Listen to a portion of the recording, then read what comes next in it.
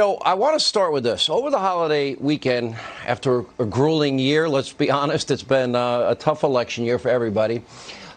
Like all of you and your family, it took time to reflect, in part on the current political landscape. And this is where we want to start tonight. And I want to share some of my key conclusions. And I'm just telling you how I feel. I don't care. I could care less what the fake, phony, selective outrage from the media mob is.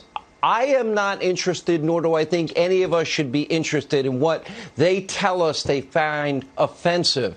The sanctimonious, high-minded, phony concern all of a sudden about American democracy. We, frankly, don't need lectures about truth, about integrity from what is a depraved group of Democratic donors, the media mob, and Democrats that never accepted the results of 2016, ever. I don't care what they think. They lied to you and us for 4 years on the most spectacular level.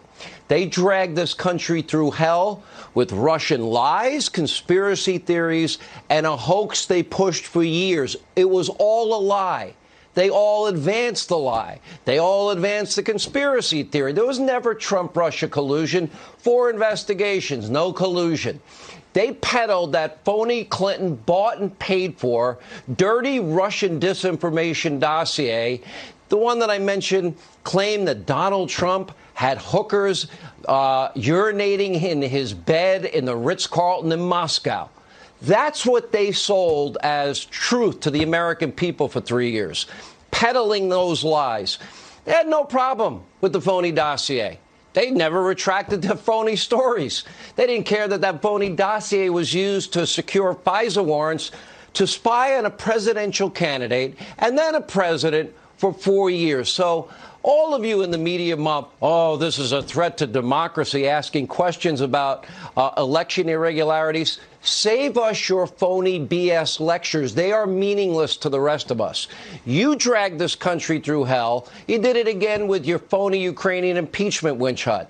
And you totally ignored and protected the real quid pro quo with Joe and zero experience Hunter and the family of Biden and their massive payouts, from the Burisma Group, a Ukrainian oligarch, a Russian oligarch, the First Lady of Moscow, the $1.5 billion deal with the Bank of China, and, of course, shopping sprees from Chinese nationals. You shielded the weak, frail, cognitively struggling Joe the entire election. The 78-year-old guy, Democrat, was allowed to hide in his basement bunker. The media that lectures us now, they allowed that. They were Biden's attack dogs. They did the bludgeoning of Trump for Biden. So for the media, there's no honesty, there's no fairness, there's no fidelity to truth. We don't need their lectures.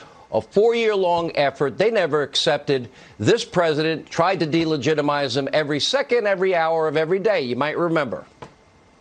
We are looking at the possibility that the President of the United States and those around him during an election campaign colluded with a hostile foreign power to undermine the basis of our democracy. We're about to find out if the new president of our country is going to do what Russia wants. This is evidence of willingness to commit collusion. This cloud about collusion with Russia will hang over him no matter where he stands. I can certainly say with confidence that there is significant evidence of collusion between the campaign and Russia. I think what it means is that a federal judge found that people in Trump's organization were colluding with the Russians. It does look like collusion. It does look like he's listening to Putin more than he is American intelligence. And frankly, I've never seen that before. Now those same hacks are demanding that we, the American people, 74 million strong, just fall in line and accept their new standards and accept election results without investigating what are valid affidavits and claims by fellow American citizens under the threat of perjury of fraud. This is a bad joke. Dizzying 12-hour period where the president assaulted dedicated civil servants while simultaneously trying to undermine the outcome of an election. About these tactics, both by the president and by his campaign and by Republicans who support him, that after an election, Elections officials are now subject to lobbying, subject to pressure, subject to enticement or threats. Like the only way to stop that becoming the new normal, at least in Republican politics, is for some people to go to jail for it. I never thought I'd see a day where you saw pretty much an entire party in this country refuse to accept election results. Amazing how they changed. 4 years that they lied with Russian disinformation that Hillary paid for. They're that out of touch. That's the mob. That's why I call them the media mob. They're not looking out for you. They're nothing more than a glorified, overpaid wing of the Democratic Party. They're their propaganda arm. They'll spread lies, conspiracy theories, have their temper tantrums, give us the lectures, and I think we can take a few weeks to investigate election irregularities. According to a poll, New Politico survey, nearly 80% of Trump voters believe this election was tainted with fraud, and you have every right not to have faith and confidence. How come all these other states got it right? We have a right to be concerned. We'll follow the facts. We'll highlight concerning allegations and irregularities. Now, we'll also review some highly unusual voting patterns in America's swing states. Now, that's because we're not the media mob. This show, in this hour, I am not told what to say. I don't vet the information on this program that I give out. We have always been independent, follow our own path on this show. That's not going to change for me, ever. We vetted Obama. Nobody else would tell you about Acorn, Alinsky, community organizing, black liberation theology, the Reverend Jeremiah Wright, Ayers, and Dorn. The media gave Obama a pass. On this show, we did not. We were vindicated also. Just look at the Horowitz report on all the Russia lies. I don't know what Durham's going to get. It's a little late.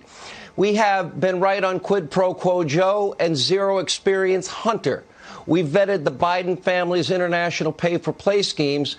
The media mob ignored it all. And by the way, we'll continue to investigate. And now as the media buries their head in the sand, we're going to investigate the integrity of the election. And we better get to the bottom of it, or we'll never see an election we'll ever have confidence in again, ever. That's not good for the country in the long run, is it?